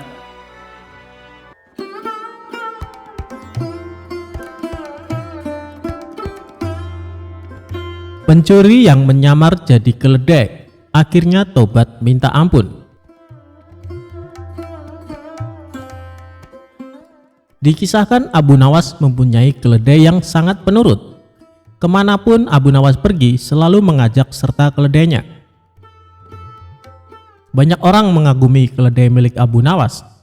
Bahkan ada beberapa yang menawar ingin membelinya dengan harga tinggi. Namun Abu Nawas selalu menolaknya. Suatu hari saat Abu Nawas berkeliling kampung bersama keledainya, ia dibuntuti dua orang diduga pencuri. Mereka tampak ingin mengincar keledainya Abu Nawas. Saat azan zuhur berkumandang, Abu Nawas pun berhenti sejenak di sebuah masjid untuk menunaikan sholat. Ia lalu mencari sebuah pohon untuk mengikatkan keledainya. Tapi Abu Nawas tidak menyadari ada dua orang yang mengikutinya. "Kau tunggulah di sini, aku akan ke masjid dahulu," ucap Abu Nawas ke keledainya. Ketika Abu Nawas pergi masuk ke masjid, dua orang pencuri itu segera mendekati keledai tersebut. "Kita kelabui saja Abu Nawas, bawalah keledai ini pulang, dan aku akan berpura-pura jadi keledainya," ucap salah seorang pencuri. Kemudian pencuri yang lain membawa pergi keledai milik Abu Nawas. Sementara itu seorang pencuri berpura-pura menjadi keledai. Dia mengikatkan tali keledai tersebut ke lehernya sendiri. Tujuannya agar Abu Nawas percaya bahwa keledainya telah berubah menjadi manusia. Usai menunaikan sholat, Abu Nawas kembali mendatangi keledainya. Alangkah terkejutnya dia saat mendapati keledainya berubah menjadi manusia. "Apakah kau keledaiku?" tanya Abu Nawas merasa heran. "Iya, aku adalah keledaimu. Selama ini aku dikutuk menjadi seekor keledai. Tapi berkat kebaikanmu, aku kembali menjadi manusia," jawab si pencuri berpura-pura. Abu Nawas tidak mau percaya begitu saja, sebab dilihat banyak kejanggalan. Mana mungkin keledai bisa jadi manusia? Dia pasti mau mengelabui aku, pikirnya dalam hati. Tapi Abu Nawas tidak mau kalah. Dia mendapat ide untuk membuat si pencuri kapok. Baiklah, sekarang antarkan aku ke rumah Tuan Hakim. Aku ada janji bertemu dengannya, perintah Abu Nawas. Abu Nawas lalu naik ke atas punggung si pencuri dan menyuruhnya berjalan dengan merangkak seperti keledai. Pencuri itu menyesal kenapa menyamar sebagai keledai. Harusnya tadi kabur saja dengan temannya. Kini dia pun terikat seperti seekor keledai. Bahkan saat Abu Nawas menungganginya, banyak orang bertanya tentangnya. "Abu Nawas, mana keledaimu yang penurut?" tanya orang-orang di setiap jalanan kota. "Dia ini keledaiku, dia telah menjadi manusia karena kebaikan hatiku," jawab Abu Nawas. Betapa malunya si pencuri karena menjadi tontonan warga di jalanan. Sementara untuk sampai ke rumah Tuan Hakim butuh waktu yang cukup lama. Hal itu membuat pencuri yang menyamar sebagai keledai jadi kelelahan. Bahkan kaki dan tangannya memerah seperti melepuh. Akhirnya sampailah Abu Nawas di rumah Tuan Hakim dengan menaiki punggung si pencuri. Melihat hal itu, Tuan Hakim terkejut bukan main, bahkan sampai memarahi Abu Nawas. "Hei Abu Nawas, kau kejam sekali. Kau kesini menunggang manusia," ujar Tuan Hakim. Abu Nawas lalu mendekati Tuan Hakim dan menceritakan semuanya, termasuk tentang keledainya yang berubah jadi manusia. "Tuan Hakim, dia itu seorang pencuri yang coba mengelabui hamba. Makanya hamba ingin memberi dia pelajaran," bisik Abu Nawas kepada Tuan Hakim. "Oh, jadi begitu ceritanya. Sebaiknya kita ke dalam dulu Abu Nawas," ajak Tuan Hakim. Abu Nawas lalu mengikat si pencuri ke salah satu pohon layaknya seekor keledai. Sementara itu, teman si pencuri ternyata mengikuti Abu Nawas. Dia hendak menyelamatkan temannya yang berpura-pura menjadi keledai. Abu Nawas pun masuk ke rumah Tuan Hakim. Mereka berpura-pura diskusi, padahal sedang mengintai si pencuri yang terikat. Benar saja, tiba-tiba muncullah salah satu temannya untuk menolong. Dia berusaha menyelamatkan dengan melepaskan tali yang mengikat pada leher kawannya itu. Namun karena kaki temannya luka parah, dia kesulitan membawa temannya tersebut. Akhirnya Tuan Hakim dan Abu Nawas langsung memergoki mereka. "Siapa sebenarnya kalian?" tanya Tuan Hakim. "Maafkan kami Tuan Hakim, kami adalah pencuri. Niatnya kami ingin mengelabui Abu Nawas, tapi malah kami yang kena batunya," jawab kedua pencuri tersebut. "Kembalikan keledai Abu Nawas atau kalian akan aku masukkan ke penjara," ancam Tuan Hakim. "Baik Tuan Hakim," jawab mereka berdua. Kemudian salah seorang pencuri pulang ke rumah untuk mengambil keledai Abu Nawas dan mengembalikannya. Setelah keledai tersebut dikembalikan kepada Abu Nawas, Tuan Hakim memberi nasihat kepada dua pencuri itu. "Sebenarnya aku hendak menghukum kalian, tapi melihat luka yang dialami temanmu, aku tidak sampai hati. Aku mau mengampuni kesalahan kalian, tapi dengan syarat kalian tidak akan mengulangi perbuatan ini," tutur Tuan Hakim.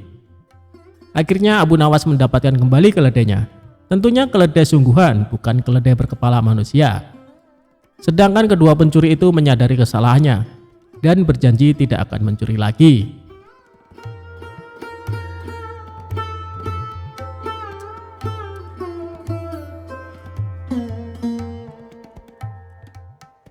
Ketika Abu Nawas disuruh khutbah Jumat. Abu Nawas adalah seorang penyair yang sangat cerdik dan pintar.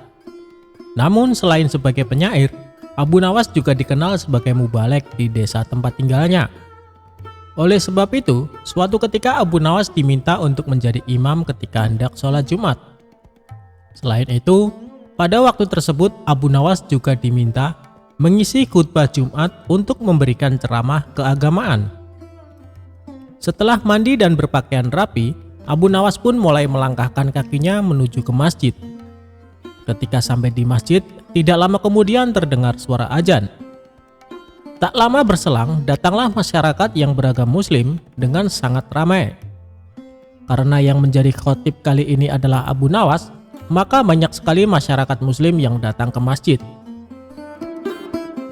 Ceramah dan khutbah Abu Nawas sangat disenangi oleh masyarakat kala itu. Sebab dalam setiap ceramah keagamaan yang disampaikan oleh Abu Nawas sangat relevan terhadap isu-isu yang sedang berkembang. Akhirnya, waktu yang ditunggu para jamaah pun tiba. Abu Nawas naik ke mimbar dan segera memulai khutbahnya. Khutbah tersebut dimulai dengan salam dan berlanjut pada materi yang akan disampaikan oleh Abu Nawas. Namun, pada saat berkhutbah, Abu Nawas melihat para jamaahnya yang mengantuk bahkan sampai tertidur. Melihat hal itu, kemudian Abu Nawas berteriak, "Api! Api! Api!" dengan sangat keras. Hal tersebut sontak membuat para jamaah sangat terkejut dan berdiri mencari keberadaan api tersebut. Bahkan ada juga jamaah yang hanya saling pandang satu sama lainnya. Kemudian ada salah seorang jamaah yang menanyakan, "Di mana apinya?" kepada Abu Nawas. Walau ada jamaah yang berkata demikian, tapi Abu Nawas tetap melanjutkan khutbahnya. Kemudian keluarlah perkataan dari Abu Nawas, jika ada api yang dahsyat di neraka bagi mereka yang lalai dalam beribadah. Maksud dari teriakan api, api, api dari Abu Nawas adalah api neraka tersebut. Barang siapa yang lalai dalam beribadah, maka ia akan merasakan panasnya api neraka. Usai melakukan ceramah tentang api neraka, kemudian Abu Nawas menutup khutbahnya dengan lantunan doa-doa. Setelah itu, Abu Nawas memimpin sholat Jumat dengan khusyuk dan diikuti oleh para jamaah. Ketika salat, para jamaah masih teringat dan terngiang-ngiang dengan api neraka yang dikatakan oleh Abu Nawas dalam khutbahnya. Walau awalnya terkesan gagal dalam memberikan ceramah keagamaan karena banyak yang mengantuk dan tertidur, namun sesungguhnya Abu Nawas berhasil membuat para jamaah untuk selalu rajin beribadah. Sebab para jamaah selalu ingat dengan khutbah Abu Nawas, di mana saat itu ia mengatakan mereka yang malas beribadah akan merasakan panasnya api neraka.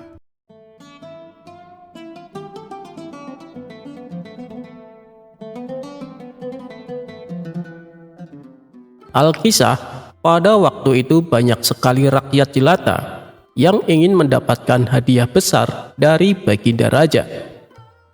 Karena sudah menjadi aturan kerajaan, bagi siapa saja yang bisa membawakan berita bagus untuk raja, maka ia mendapat hadiah yang sangat besar.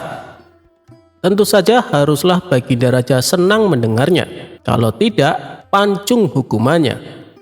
Oleh karena itu, tidak semua orang berani begitu saja menghadap dan menyampaikan berita hangat kepada Baginda Raja. Abu Nawas yang suka berbagi uang untuk kaum fakir miskin mulai tergerak hatinya, karena tetangga sebelah rumah banyak yang fakir dengan gaji pas-pasan. Memang Abu Nawas ini terkenal sebagai manusia dengan segudang ide. Kali ini dia bermaksud ke istana untuk menyampaikan sebuah berita yang amat menarik. Abu Nawas yakin kalau yang akan disampaikannya pasti akan membuat Baginda Raja girang, karena berita ini jarang diketahui orang. Di suatu pagi yang cerah, Abu Nawas berangkat sendirian menuju istana. Tetapi semuanya tidak seperti yang dibayangkan semula, karena ia harus berhadapan dengan pengawal penjaga pintu gerbang istana.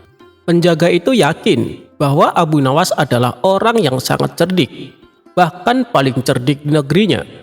Dari itu, tidak mungkinlah Abu Nawas gagal untuk menyenangkan hati Baginda Raja, gumam si penjaga gerbang.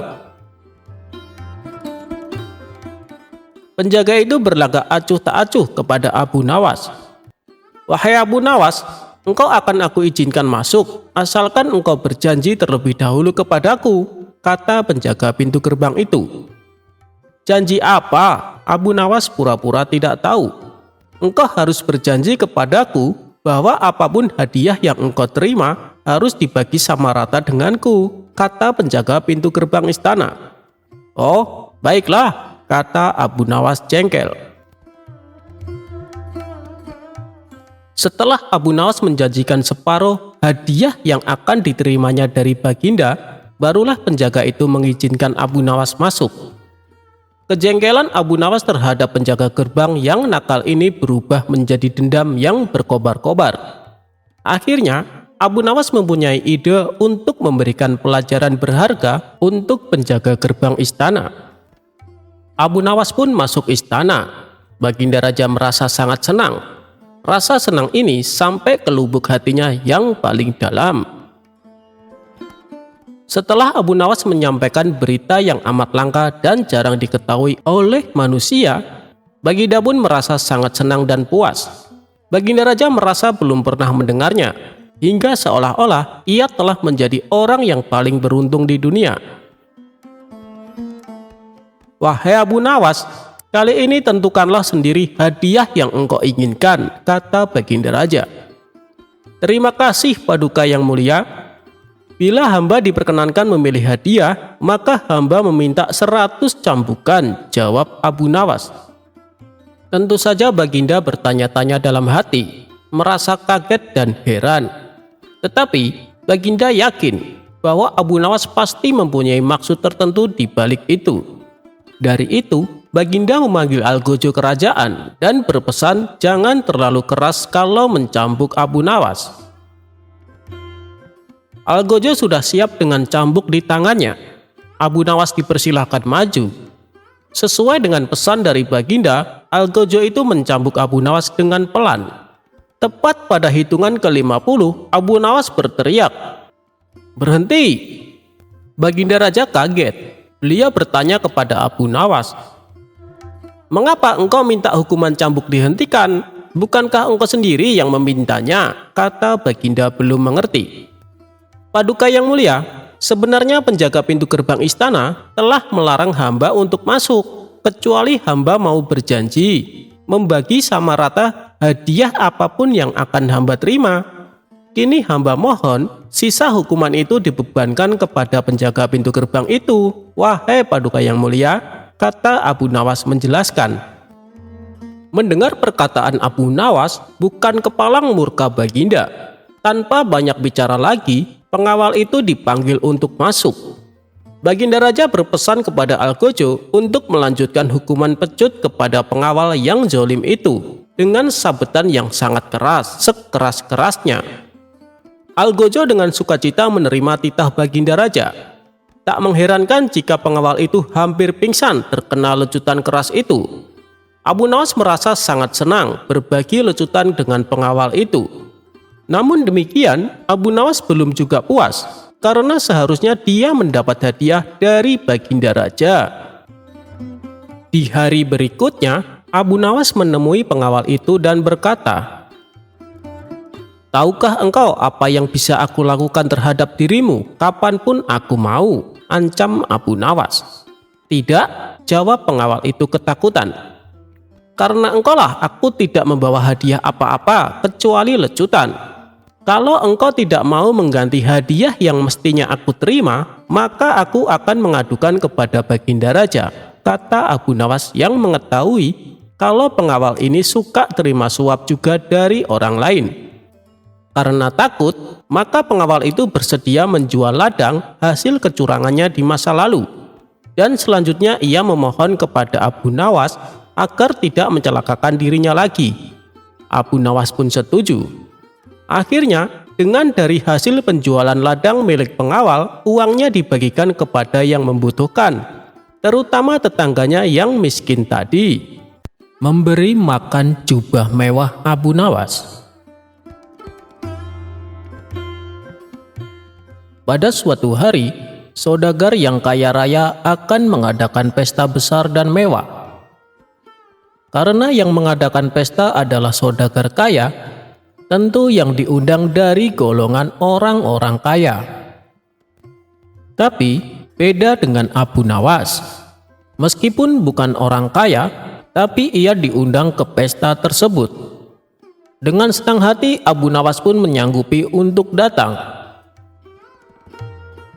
Selepas asar, Abu Nawas sengaja mengosongkan perutnya agar di pesta nanti bisa makan sebanyak-banyaknya.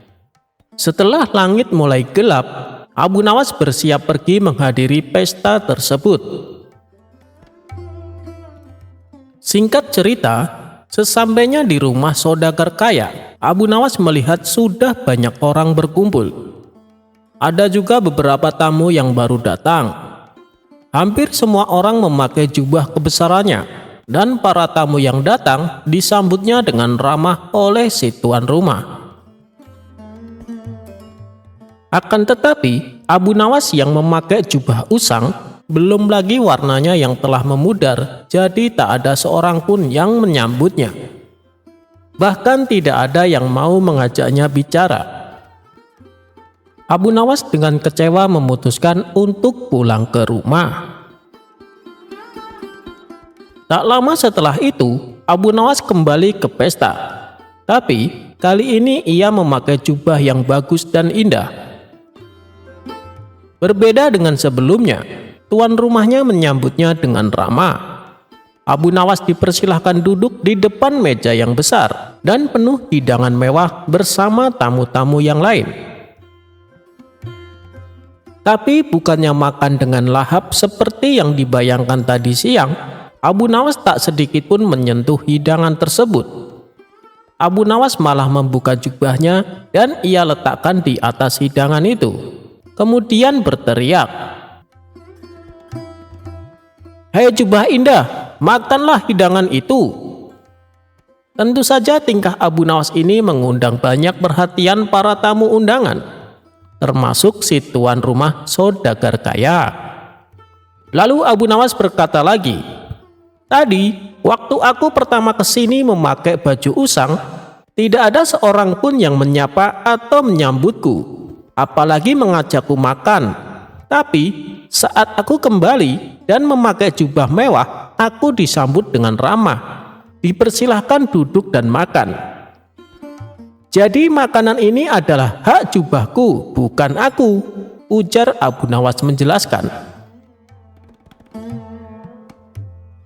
Seketika, tuan rumah si saudagar kaya pun tersadar dan meminta maaf kepada Abu Nawas.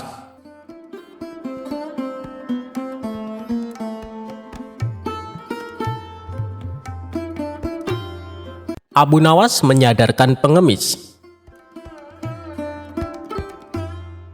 Sobat Radio Malam, salah satu perhatian Abu Nawas terhadap pengemis adalah pengemis itu tidak harus dibantu secara materi, tapi juga harus dibantu dengan memberikan pekerjaan agar dia nanti bisa mandiri dan meninggalkan sifat mengemis tersebut. Dia tidak memberikan makanan maupun uang, melainkan Abu Nawas berusaha mencarikan pekerjaan buat si pengemis itu. Begini kisahnya. Pada suatu ketika, Abu Nawas dikunjungi oleh seorang pengemis laki-laki. Pengemis itu meminta makanan karena sudah lama tidak makan. Namun, Abu Nawas tidak memberikan sesuap nasi atau makanan lainnya yang sangat diharapkan oleh pengemis itu. Akan tetapi, ia malah mengajukan beberapa pertanyaan semata. "Kenapa engkau mengemis? Apa engkau tidak mempunyai pekerjaan?" tanya Abu Nawas. "Maaf tuan, saya sudah lama mencari pekerjaan, tapi belum juga ada yang mau menerima saya bekerja," jawab pengemis itu. "Lalu, apa engkau mau bekerja sekalipun pekerjaan itu berat?" tanya Abu Nawas. "Asalkan halal, saya mau tuan," jawab si pengemis.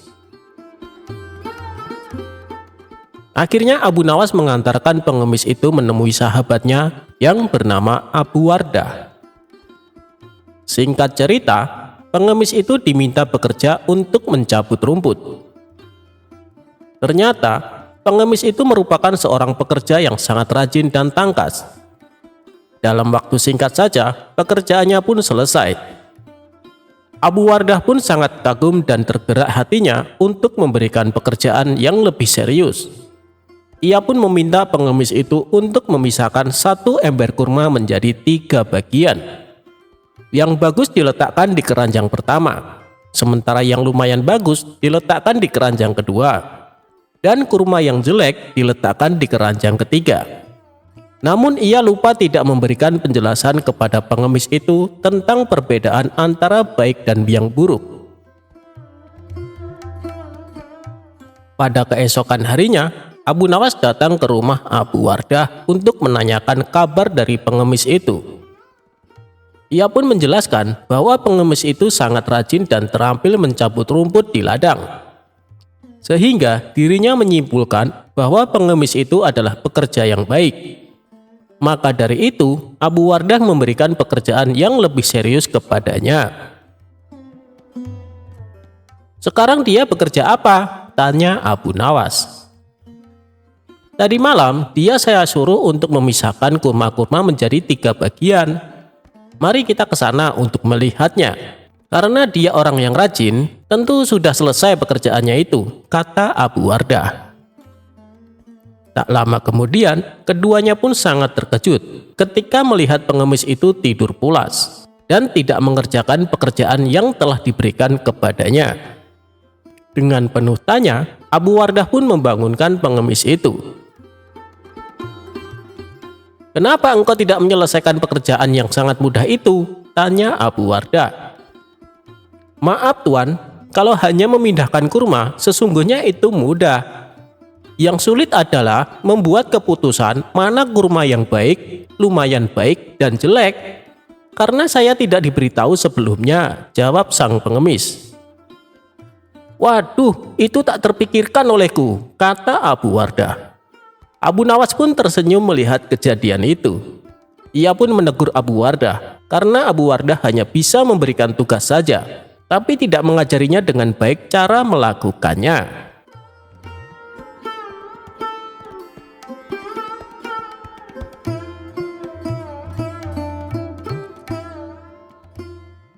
Abu Nawas membajak sawah dari dalam penjara.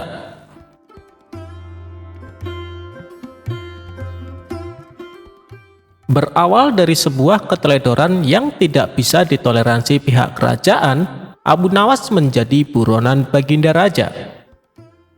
Dia pun mengerahkan prajuritnya untuk menangkap Abu Nawas di rumahnya. Tibalah prajurit istana di rumah Abu Nawas. Mereka melihat Abu Nawas dan istrinya sedang mencangkul di ladang yang akan ditanami kentang. Baru mencangkul beberapa meter saja, tanpa ampun para prajurit menggelandang Abu Nawas ke penjara istana. Abu Nawas sedih karena ladangnya belum selesai dicangkul. Ditambah, sang istri tidak mungkin kuat mencangkul sendirian. Di dalam penjara, Abu Nawas berpikir keras agar istrinya tetap bisa menanam kentang. Kalau tidak, musim tumbuhnya kentang akan berlalu begitu saja. Kemudian, ia memanggil seorang penjaga penjara. "Wahai penjaga, saya ingin menulis surat rahasia untuk istriku di rumah tentang sesuatu yang sangat penting," kata Abu Nawas yang menyampaikan bahwa suratnya itu tidak boleh dibaca oleh siapapun. Si penjaga penjara tersebut langsung melaporkan keinginan Abu Nawas kepada Baginda Raja. Baginda Raja menyetujuinya. Penjaga penjara langsung mengambilkan kertas dan pena untuk Abu Nawas. Abu Nawas menulis dalam suratnya, "Wahai istriku, janganlah engkau sekali-sekali menggali ladang kita, karena aku menyembunyikan harta karun dan senjata di situ. Tolong jangan bercerita kepada siapapun." Tentu saja Baginda Raja penasaran, lalu membaca surat rahasia Abu Nawas untuk istrinya. Setelah mengetahui isi surat tersebut, Raja mengirim banyak prajurit untuk menggali ladang Abu Nawas. Istri Abu Nawas kaget. Prajurit kerajaan ramai-ramai menggali ladangnya. Setelah sekian lama para prajurit menggali di seluruh ladang, namun tidak mendapatkan apa-apa. Justru pekerjaan mencangkul ladang yang selama ini di hadapan Abu Nawas dan istrinya kini sudah selesai dan bisa ditanami kentang. Abu Nawas kembali menyurati istrinya. "Istriku, sekarang engkau bisa menanam kentang tanpa harus menggali tanah." Itulah cerdiknya Abu Nawas. Meski di dalam penjara, ia masih bisa membajak ladangnya.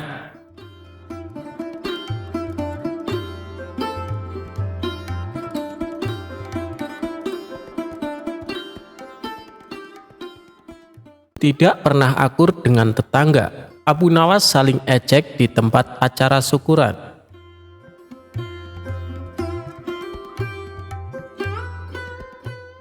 Cerita lucu Abu Nawas kali ini melibatkan tetangganya yang bernama Abu Jahal. Bermula dari setiap kali ada tetangga yang mengadakan pesta, biasanya Abu Jahal yang paling rakus. Tanpa malu ia makan semua hidangan yang ada di meja makan. Bahkan Abu Jahal pernah sampai menyembunyikan makanan di dalam kantong bajunya.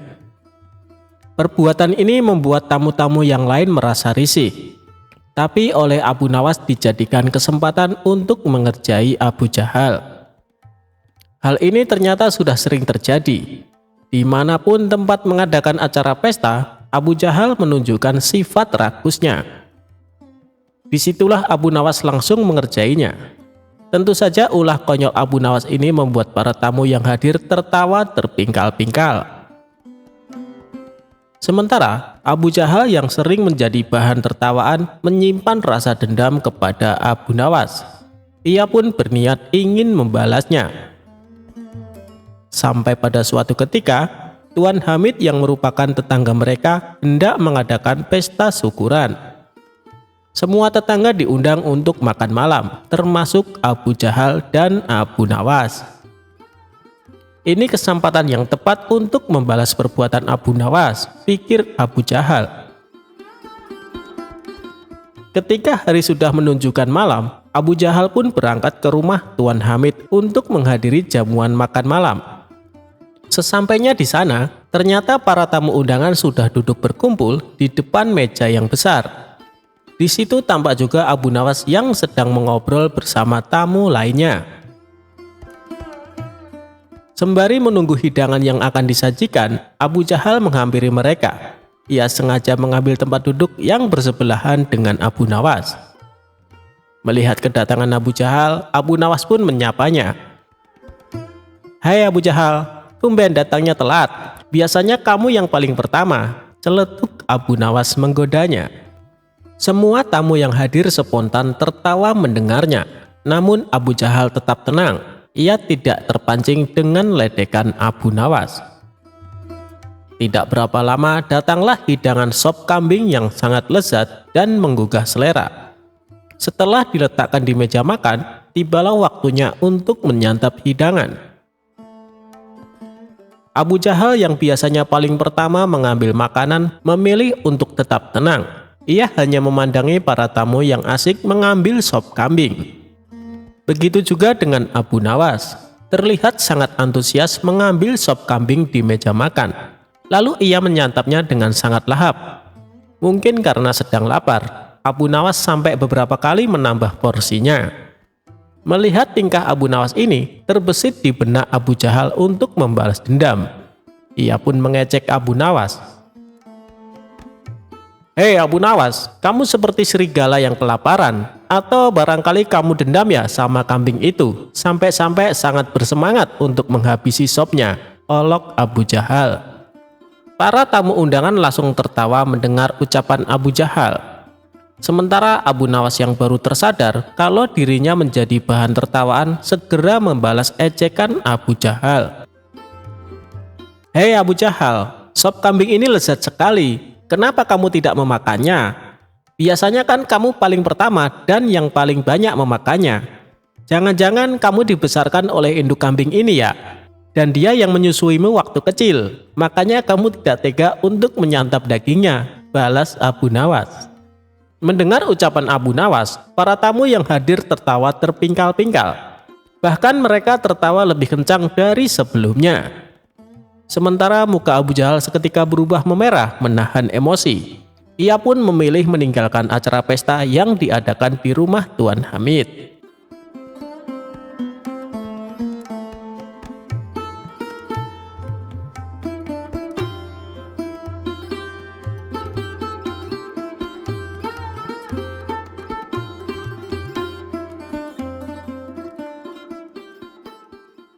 Cara Abu Nawas menurunkan hujan.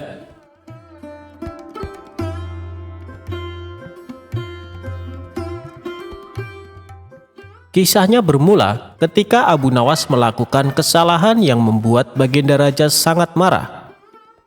Baginda Raja memerintahkan pasukan istana untuk secepatnya menangkap Abu Nawas. Sementara sosok humoris itu yang sedang berada di rumah memberitahukan kepada istrinya, "Wahai istriku, sepertinya aku harus meninggalkan kampung halaman untuk beberapa waktu," ucap Abu Nawas. "Ada masalah apa lagi, wahai suamiku? Kenapa engkau terlihat ketakutan?" tanya sang istri yang sangat khawatir. "Aku telah membuat kesalahan yang membuat Baginda Raja murka. Aku yakin tidak lama lagi pasukan istana datang kemari untuk menangkapku," jawab Abu Nawas. Kemudian Abu Nawas mengemas bajunya ke dalam tas dan segera pergi meninggalkan rumah.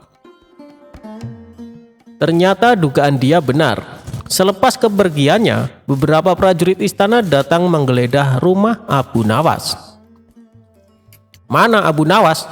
tanya salah satu prajurit kepada istri Abu Nawas. "Dia sudah pergi meninggalkan kampung ini," jawab istri Abu Nawas. Para prajurit pun langsung balik ke istana menghadap Baginda Raja. "Mana Abu Nawas?" tanya Baginda Raja. "Ampun Paduka yang mulia, Abu Nawas sudah tidak ada di rumahnya," kata istrinya. "Dia sudah meninggalkan kampung ini," jawab salah satu prajurit. "Kurang ajar, dia coba menghindari hukuman," pikir Baginda Raja. Sementara Abu Nawas mulai mengembara dan berpindah-pindah tempat dari kampung satu ke kampung yang lainnya. Suatu ketika dalam pengembaraannya, Abu Nawas melintasi sebuah dusun yang sedang dilanda musim kemarau. Abu Nawas yang mengenakan jubah dan sorban layaknya ulama besar sempat membuat perhatian warga. Mereka mengira Allah Subhanahu wa Ta'ala telah mengirim seorang waliullah untuk menolong dusunnya yang sedang mengalami musim kemarau. Para warga pun segera mengerumuni Abu Nawas. "Assalamualaikum Syekh. Sudilah kiranya Tuan Syekh mampir sebentar di rumah kami," pinta kepala dusun. Abu Nawas pun sudah menolaknya. Namun karena para warga memaksa, ia pun mau tidak mau menerima ajakan mereka ke rumah kepala dusun. Abu Nawas dijamu berbagai macam hidangan dan diperlakukan istimewa layaknya raja. "Apa yang membuat kalian memperlakukanku sedemikian istimewa, padahal kalian tidak mengenalku?" tanya Abu Nawas. "Begini Tuan Syekh, dari penampilan Tuan, kami yakin kalau Tuan adalah ulama besar yang dikirim Allah Subhanahu wa Ta'ala untuk membantu desa kami," jawab kepala dusun. "Memangnya apa yang menimpa desa kalian?" tanya Abu Nawas lagi. "Sudah berbulan-bulan desa kami mengalami musim kemarau, tanaman-tanaman mati, air persediaan kami tinggal beberapa ember. Doakanlah desa kami wahai Tuan Syekh, agar desa kami diturunkan hujan," jelas kepala dusun. Abu Nawas terdiam mendengar keluhan mereka. Ia juga berbulan-bulan tidak mandi dan bajunya sudah lama tidak dicuci. Padahal tujuannya ke sini untuk menumpang mandi. Beberapa lama kemudian muncullah ide cemerlang di otaknya. "Baiklah, aku akan memanjatkan doa kepada Allah supaya desa kalian diturunkan hujan. Tapi ada syaratnya," ujar Abu Nawas. "Apa itu syaratnya Tuan Syekh?" "Kami bersedia melakukannya," balas kepala dusun. "Syaratnya adalah kumpulkan semua air persediaan kalian dan ditaruh di tengah lapangan," perintah Abu Nawas. Para warga pun membawa air terakhir yang mereka miliki. Total air yang terkumpul hanya 2 ember. Kemudian air tersebut ditaruh di tengah lapangan. Abu Nawas melepas bajunya dan mencucinya dengan air di ember pertama. Sedangkan air di ember kedua dia gunakan untuk mandi. Melihat hal itu, para warga pun menjadi terkejut. "Wahai Tuan Syekh, itu air terakhir persediaan kami yang rencananya untuk minum anak-anak kami," ucap salah satu warga. Perbuatan Abu Nawas ini tentunya mengundang reaksi kemarahan warga. Ada yang mencemooh, ada yang membentak, ada pula yang menghujat. Namun di tengah kegaduhan itu, Abu Nawas dengan tenang mengangkat bajunya yang dicuci, lalu menjemurnya. Dan perkataan para warga tidak dihiraukannya. Para warga bertambah emosi sehingga hendak memukulinya.